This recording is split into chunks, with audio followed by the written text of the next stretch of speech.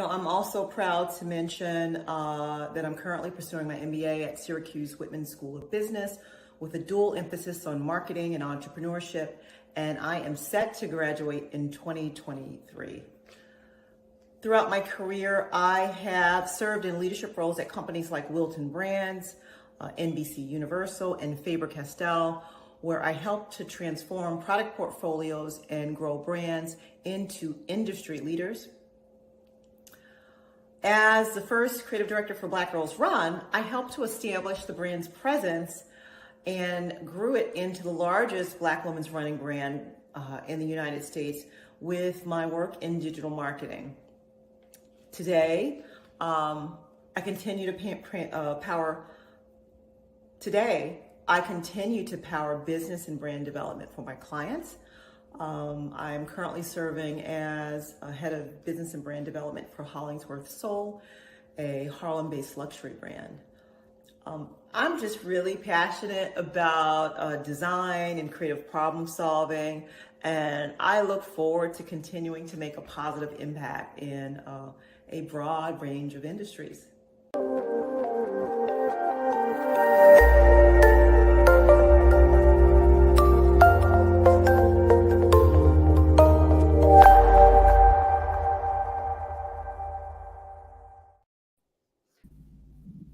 Good morning, good evening, depending upon what part of the world you're in. If it's Friday, it's the CEO series. That intro kind of walked through 30 years. She lives 30 years, which I was always kind of shocked when I read that.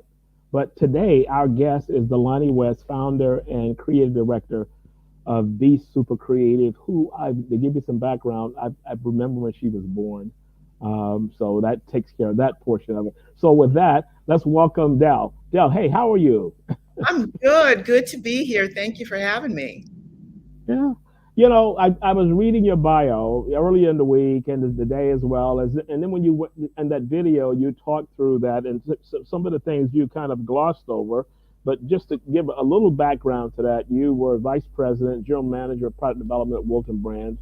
You were vice president, NBC Universal, Comcast Company. You served as COO for Healthy Roots Doll Company. You were the co-founder of Newark Historical Renaissance Ride, and it just goes on and on, as well as roles at Faber-Castell. It's absolutely amazing. So I always like to start with, walk me through from getting the paper off the stage to where you are today. I don't want to say 30 years, but multiple years. Give us kind of the highlight, because we don't have 30 years worth of time in here to talk to. Well, I always like to say, I thank my mom for plugging me into technology, because I really got my first job out of undergrad at Hampton by her faxing me through my computer the New York Times job ad, right? Yeah. So I responded to my first official job through a scanned, New York Times job ad. I'm dating myself, but this is before you could go on the internet and find a job, no LinkedIn. That was a job that I spent about 15 years at, and I learned a lot, right? I got my undergrad degree in design. I'm an introvert, right? Can you believe that? And I just wanted to be creative. Like, I didn't want to talk to anybody. I just wanted to draw. But that first experience blossomed me in that when I came in as a junior designer. And when I left, I was vice president and general manager of a few different divisions, right? And so I was fortunate to work for some owners who let me grow. They basically said, well, what do you want to know? What do you want to do? And they let me, it was really a startup, even though you didn't call it a startup. I was the fourth designer at that firm. And when I left, there were upwards of 50 designers in different places in the company. But I was always given a task or problem to solve. And even if it wasn't something that I knew how to do, I figured it out. That learning and always growing and always stretching is what always positioned me for what was next. And then after that, I survived a few private equity transactions with this firm. The owners were able to sell and make a nice profit. Didn't survive the last one. And then I went on to work in electronics. I had a strong non-compete, so I had to do something else, right? During that period of time, I couldn't stay in my industry. And I worked at a pretty cool company that makes, this company is cool because I always say, when I go to a hotel anywhere in the world, I can turn over the clock radio, and 90% of the time they've made that product. So I worked for that company for a short time, and I got the call that would kind of change, my next, meaning, moving me from the East Coast to the Midwest, and that was to work for Faber-Castell, which is a German company. Yeah. They are actually the oldest, out of all the registered trademarks in the United States, they are number 5, and they're the only one that's still standing. So they're a pretty old company. And you can imagine, I'm an artist, got a degree in design. So when I got this call for this opportunity, I was like, what? Yes, of course I want to help you make product. So that brought me to Cleveland, and I spent 5 years doing that. And then after that, there was relocation, moving things back to Germany. But I had always had my own business, right? I always had my side gig. And I learned early in my career that my secret sauce wasn't my name or my resume. It wasn't that. It was what I did. It was, and I couldn't articulate it early in my career, but now I know what it is. It was my ability to create value. Mm-hmm.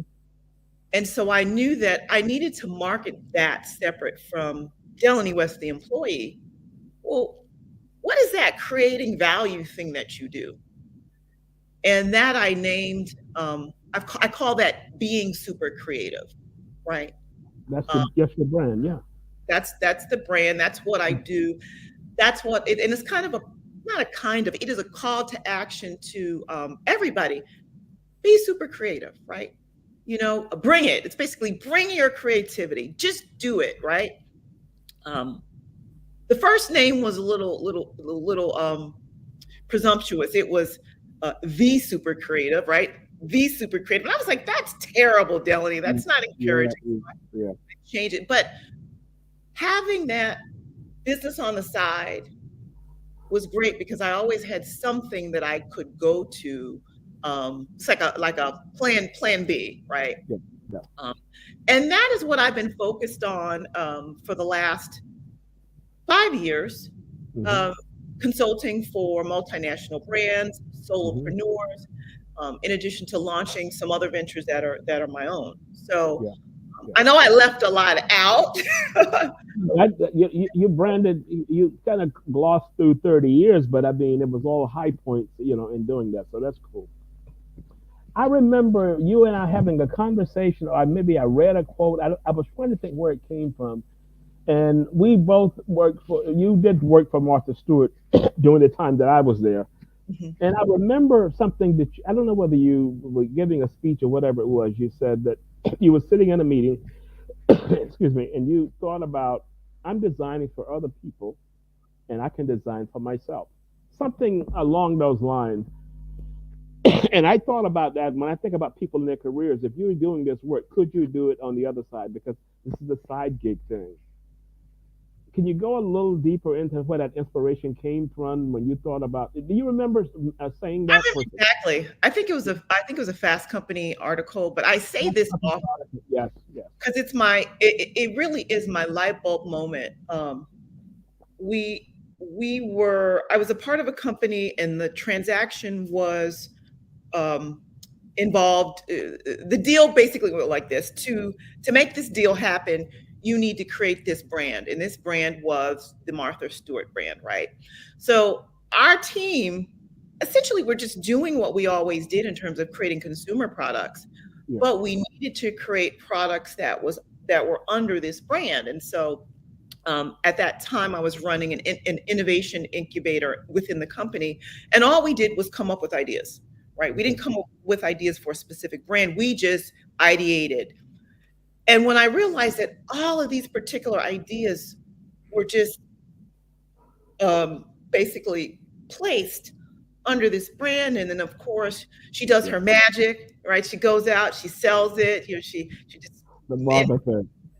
for me, the veil was lifted because, she's a Jersey girl, right? So I always followed her, and she made it entertaining, just really glamorous. And I just said, so this is how it works. It's like I got to see behind the curtain. I said, Yeah. So that was my light bulb moment in that. Okay. If you can pull the other pieces together, Delanie, you can do this for yourself. I remember reading that article. I'm like, wow, sitting in that meeting and realizing that, because lots of times when people are doing work for companies are hiring people to do what you're doing, and you just got to figure out. And then that comes back to this branding piece. You posted something online today. We were talking about this before you came on. Can you walk us through that? Because I said I love that graphic. Right. It is called kind of tongue-in-cheek, brand yourself. I like to use AAVE, right? Because it gets the point across. And I always do translation, but it's I got it. Brand yourself. And I was thinking about how much time we invest in having a social media conversation, right? And the thing now is getting yourself verified, right? There's a price to getting yourself verified. And I see people do this, but that's not where it stops. Like, you've got to do the other stuff, which is what is your platform? What are you known for? What kind of content are you creating to have a conversation with your audience, to explain, represent yourself? Who are you? Why do I want to work with you? Why do I want to hire you?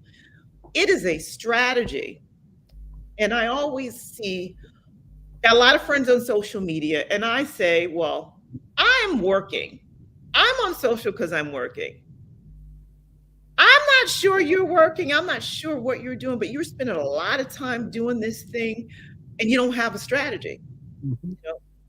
So some people are there for social. Some people are there to position themselves. That's why I show up.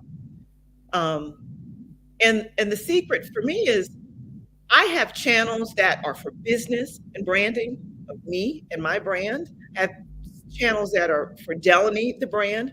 And then I have channels for my friends and family where I can just let my hair down and be myself. 3 different personas. Yes. You can't do all in one. And here's what bothers me when I'm talking to people. They'll reach out and say, Ron, can you help? I just got laid off, and this and the other. I said, you know what? I'll see what I can do. I said, send me the latest version. Send me your CV. And when this comes back, it just irks me so much. I have to. Can you give me a week? I have to update it. I said, here's what bothers me. I see you on Facebook every day posting stuff. You don't post things on LinkedIn, and you're just doing the social thing. And now you need a week. So if I was a recruiter and called you and said, can you send me your CV? I want to have a discussion. And you told them that, you can forget it. It's over with. Mm-hmm. Mm-hmm. So managing that brand across multiple channels, you can still have it, but you have to think in terms of this reaches this group, this reaches that group. And I'm not a marketing person, but I kind of figured that out on my own. Yeah. Game changer for me, everybody's doing it now, but maybe 10, 12 years ago, I always had my own website, and I always controlled my story. I always positioned who I was and who I need to be. And I had an interview for this global position, and I had to meet with the head of the company who was a count. He's a count, and his wife was a countess. And so I had to go to Germany to have this meeting, right? This interview. And I'm looking at etiquette. Where do you go for the protocols on how to address a count? It wasn't Googleable. So I'm preparing for this meeting. We're meeting in this really quaint German town. They've got twins, and so we're having dinner with the family, and I see the Countess open a folder, and she has printed out everything that I made available on my website. Whoa. The global CEO was in his 70s. The Countess was a younger American executive who we had a connection. She's a New Yorker. She's a runner, so but Yeah. she did the hiring. I'll just say she did the hiring because she did the research, and she had everything that there was to know about me that she could find on the internet in that folder. Wow. Wow. And at that dinner, I learned that they didn't even have their home wasn't wired for internet, because that's just how rustic that they were living in a little rustic town. They didn't have internet in the town. So that to me was the moment that I said, it's really important to have control over your narrative, so someone in a little small village in Germany can look you up. Yeah, you own the story. Someone reached out to me this past week, and they said, I came across your profile. We have an interesting project that I think you'd be interested in. And we went back and forth. And there's a project that comes up as a result of that. The brand presence social. I don't want to say under the disguise of, you mentioned multiple ways of approaching that, which is what I like. So there's a social side with my friends, there's a personal side, and then there's my business side. So it's kind of the managing that and keeping a balance across those. Yeah. Social media managers refer to that as your content pillars. And, you have to decide, well, it's kind of like, well, when you put your skills on your resume, you have that a section and you list the things that you're adept at. What are those things? So your content pillars, what do you want people to know you for? It's me, it's my creativity, my sense of humor, my philanthropic side, the things that I like to do athletically. And you will see those certain things that really represent who I am to the core, right? That's truly me. But you'll see them presented in a way that's professional, that clearly articulates how connected I am to them. And it's me being myself, right? But those content pillars aren't present on the channels where I'm just letting my hair down and I'm just talking about, family pictures. And so in this age of being on all the time, right? We got television production studios in our pockets. So we can control a lot. Yeah. We can control a lot. And I think that's the message that people have to, I'm going to say realize this. And I'm only speaking in terms of the career aspect of it. You've got to realize that you, whether you know it or not, you are a brand. People see you coming, they think certain things about you. And you have to guide that narrative, or someone else will guide it, as a result of that. But the question I wanted to ask you, that when you look through your CV, your bio, you have so many projects you're working on. And you mentioned the innovation lab that you ran. How do you stay inspired? I know you run. I walk, and walk is inspiration for me. How does Del stay inspired to always come up with different ideas? Because you go into these, big shot, I call them the big shot rooms. They're looking for insight, and you're the expert. Oh God, well, you mentioned walking. I'm actually doing more walking now because my joints are like saying, help me. So welcome to the club. I have 2 knees that have been done with ligaments. Yeah. So I'm doing a lot more walking, but that walking stimulates creativity. You know this.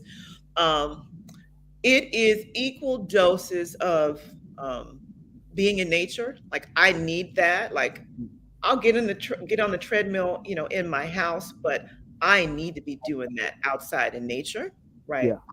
That stimulation. I'm a huge people watcher. So ethnographic research to watch what people do. What do they do when they sit down to have, lunch? Well, how do they walk into a store and shop? I'm always watching people for clues. And then the other part is having equal parts rest, because all of those inputs, all those things that you fed into your brain, the reading, watching this, those connecting of the dots happen when your brain is at rest. That's when those ideas really start to develop. Mm. Um, I went back to school, right? And that for me gets me in different rooms, different conversations, reading different things. I've got access to this amazing research Yeah. lab that they have at Syracuse. And so um, I have this conversation with myself all the time, Delanie. You can't say yes to everything. Yeah. Because I realize I am doing a lot, Yeah. but it's what gives me energy. And that's where when I can sit down and think about an idea, it's because I have all those inputs. It is because I'm involved and engaged with different people from all over the world. Um, and those are my inputs. Yeah. I'm a Nat Geo, National Geographic. I love that channel, Mhm. and I love whenever they do the piece on snakes, and snakes are basically blind, but all of their interpretation of what's happening outside is through their tongue. Mm. So if you think of that, and you talked about you watch people and all those things, you're always on. I'm the same way.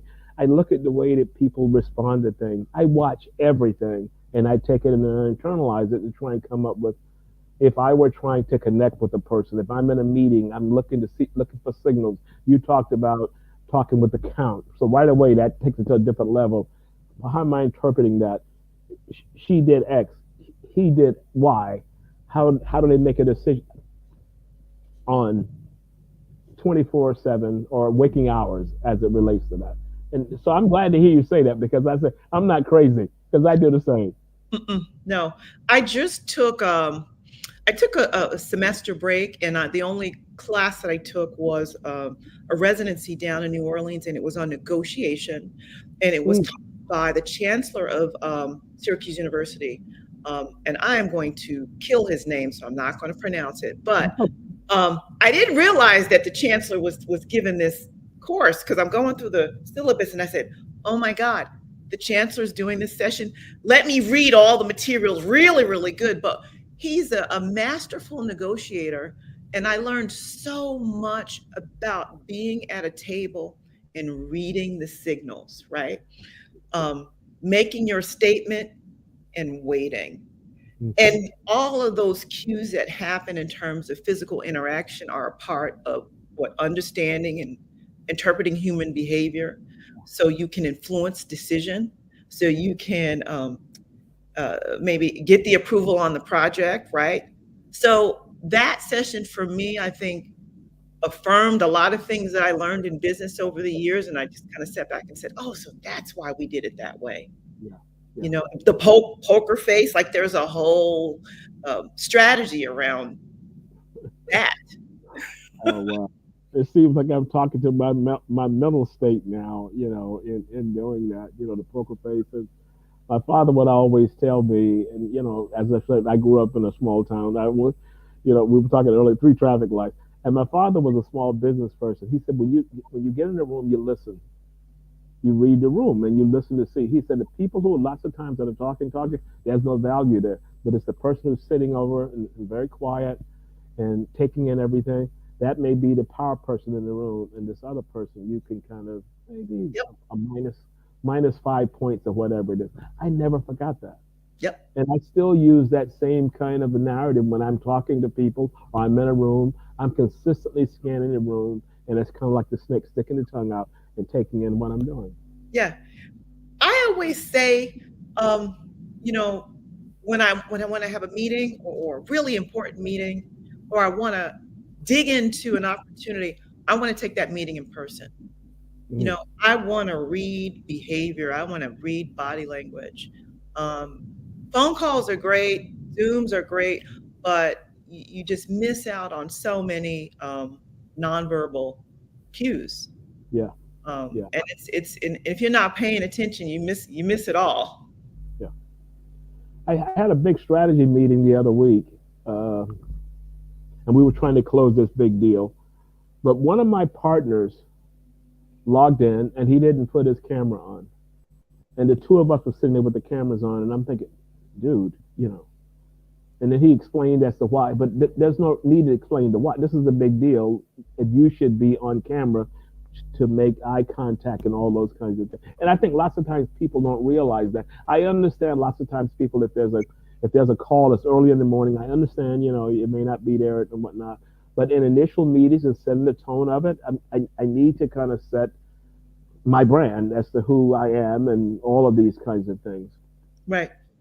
Even, I learned part of the strategy is scoping out the room. Where are you going to be sitting? Where is that power position in the room? Mm-hmm.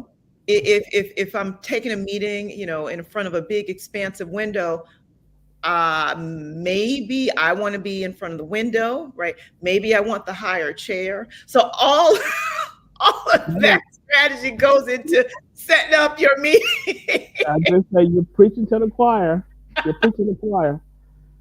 And see, the thing is, when you think about the things that you're talking about, I'm like, wow, you learned that too.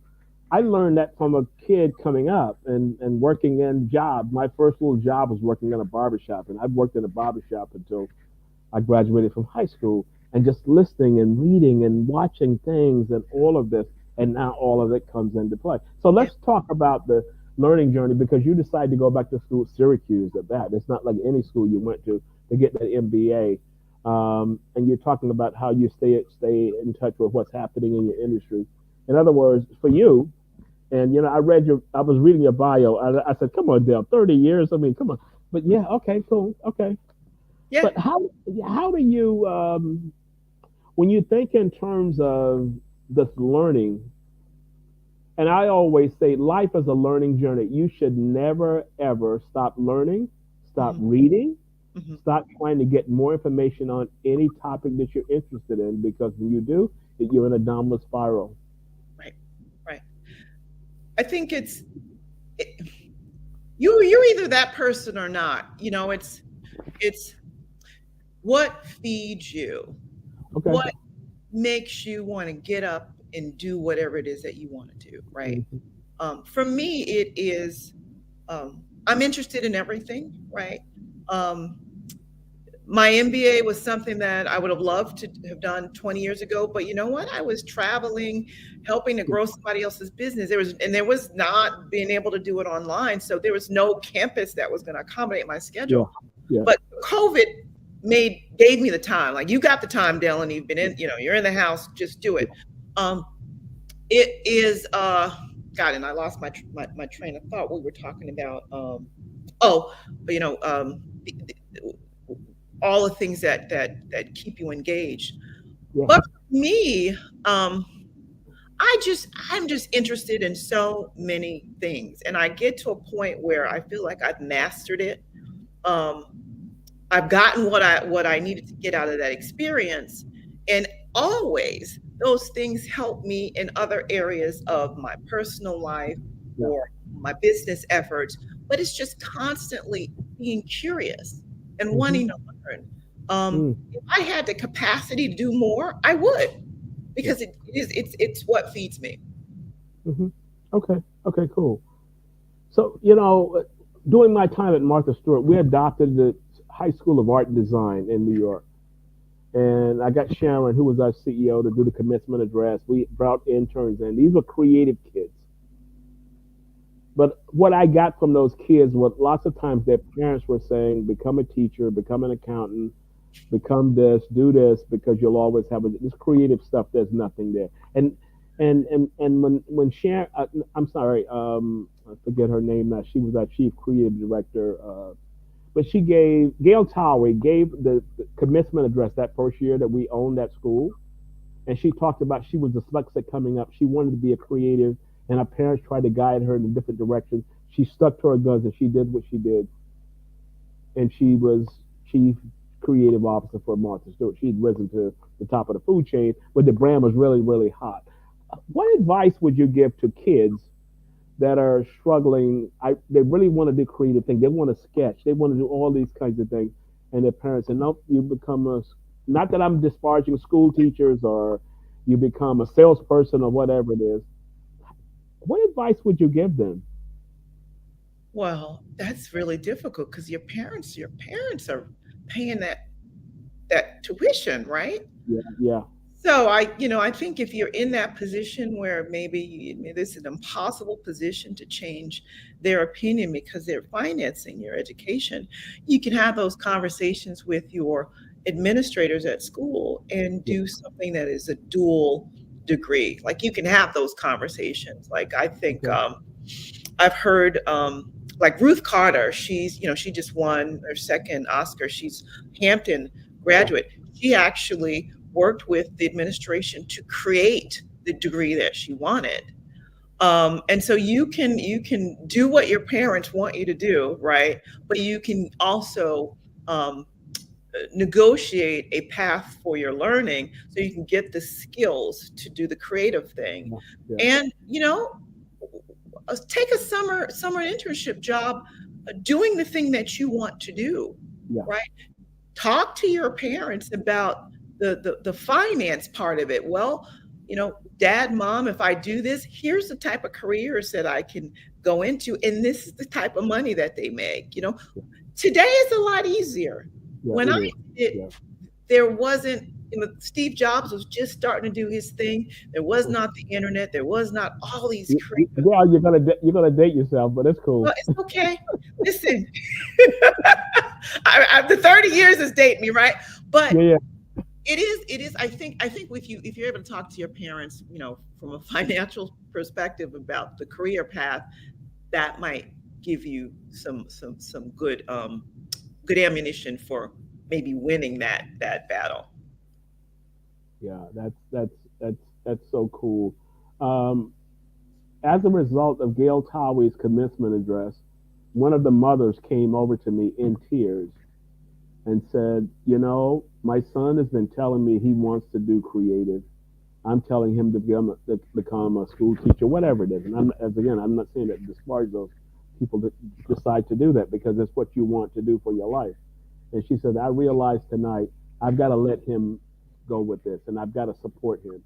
And I've got 100% support. Thank you so much for this evening because if this wouldn't have been there, my goal would have been for him to go and do this. And I told her, I said, I know so many lawyers, I know so many accountants, people, engineers that have started one thing that are doing something totally different. Right. And I said, everybody's got to kind of find Right. themselves. But I never forgot that conversation. She was in tears talking to me through this after our chief creative officer, Gail Towie, told that story. And yeah. Even it's even though there's so much more opportunity, creative work still doesn't always get the credit of what we actually do, which is creating that thing that we can sell.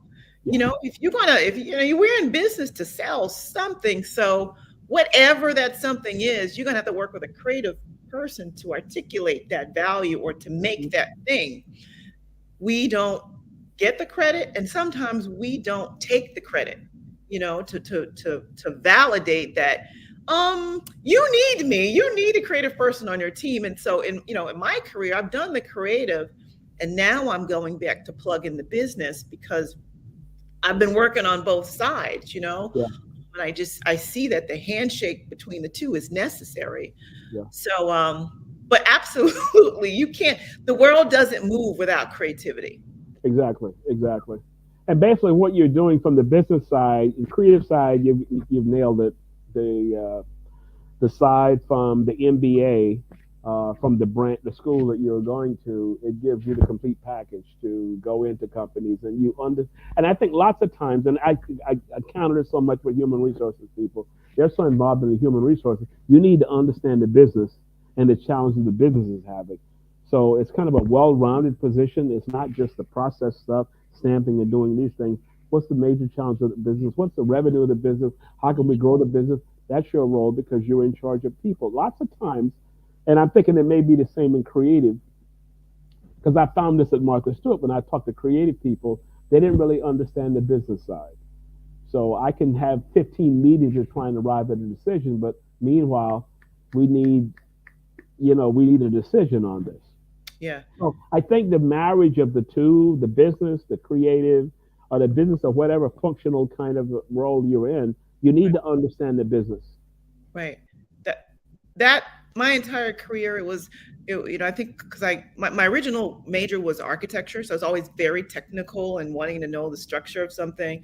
But my work always has been around understanding machinery and manufacturing, right? And understanding cost, and doing that while, in parallel path while doing design. So I was always kind of managing the business as a designer, like doing two things at once in parallel, but it allowed me to work faster. It allowed me to build in a business practice where I had creatives that were thinking about the business. And so creatives we get the bad rap for spending big budgets, right? Because we do, right? But I was able to always build a team that knew how much something cost. So as they were building it, they knew what the budget was. They knew how much they had to spend. And so we were always able to move fast because someone didn't have to talk us down from a big budget. So that's been helpful to me. Yeah, even the concept of the budgeting, because that's the business side. You can do what you're doing on that side, but those two have to manage each other in some way. So as we begin to close out, there's two questions I always like to ask our guests at the end. Tell us about important influences that have shaped you into who you become a leader today. I mean, when you look at your career, it is just amazing that you could accomplish what you've accomplished over that period of time. But sometimes there's something that was there. I have a business partner here, and we had a meeting yesterday, and he was talking about how important his grandmother was. And his grandmother told him certain things. He didn't mention his parent. He didn't mention his first job as manager, whatever it is. But he talked about his grandmother, who's probably 100 years old now. Yeah. Well, important influences. I have to say my grandmother, from a perspective of just, my grandmother was a pillar in her community, the coastal South Carolina. But really, she taught me respect for older people, and listening to older people grew me up really fast. I was always at her foot and listening to these wise conversation from these elders in the community. And I've always learned that taught me to listen, right? But listen to wise people, right? And so I think that's a major foundation for me in growing and being humble, right? So humble is not a bad thing, but when you're humble and you do the work, you can then talk about your accomplishments with confidence because you've achieved it the right way, right? Other influence is my mom. She's a creative person. I remember her making and sewing and creating her own brand. And she had labels. And that was always mysterious to me. Like, what do you mean you've got labels? I mean, this is the moment. This is the brand moment. She had labels made for the things that she was making. That was it. That's why I do what I do, because I just like, what is this? What's happening? That was just so curious to me. But always, my parents always exposing me to creativity, right? And I think that made the world of difference as to where I am today and what I'm doing today. Okay. Shout out to Jackie B. To give you some background, her mother and father and we were all in college at the same time. So that was all cool. Yeah. So what was the most important leadership lesson you've learned throughout your career? Most important leadership lesson. And that could be more on the corporate side or whatever it was. Could it be Goodness. There's a lot, but I guess learning to manage expectations of everybody. Because if you don't, you're not going to be successful. If you can't manage expectations that sometimes can be unrealistic, you are kind of marching in the dark. But you also have to have the insight and confidence to be able to do it, right? So before I say yes to anything, I always ask a lot of clarifying questions. And sometimes it's uncomfortable, but you have to do it. Because if you don't have clarity as to what the end goal is, how can you deliver? So being able to do that with, maybe the person at the top of the food chain in the room was a game changer for me. Mm, mm, mm. How can I help you achieve this goal? Speaking in that kind of language, Yeah. really, really made things a lot easier for me in doing my work. Okay. That's really a marriage between the creative side and the business side. The business side said, I want to go over here. And the creative side said, okay, I can put something together, enable you to make that transition. And this is what business is looking for. I was telling a group yesterday that I worked with, I think I gave you a background on a group. We did a webinar last night. I said, you're the solution provider for companies want to get from here to here. If you're the people experts, you got to design the people strategy, enable them to get there. So I always kind of preach that. So as we begin to close out, give us some insights as to what's next for you. I mean, you've got so many things on your plate. Is there a bigger vision as to how you're going to tie it into one thing? I don't want to put you on the spot, but I mean, whatever you could say, because you could have something that you're working on. But I'm saying, what does the big picture look like for Del over the next few years? Well, I definitely have some really amazing for-profit projects in development. So please, I've been working on these strategies for longer than 10 years. So please be ready for them. But I also have some amazing, philanthropy and giving back is a huge part of what I believe in. But I have some also amazing projects happening on that front. Once I get the second set of papers, I'll have a whole lot of more time, and I can really spend 100% of time developing those for-profit and nonprofit ideas. So please stay tuned. There's a lot in the hopper.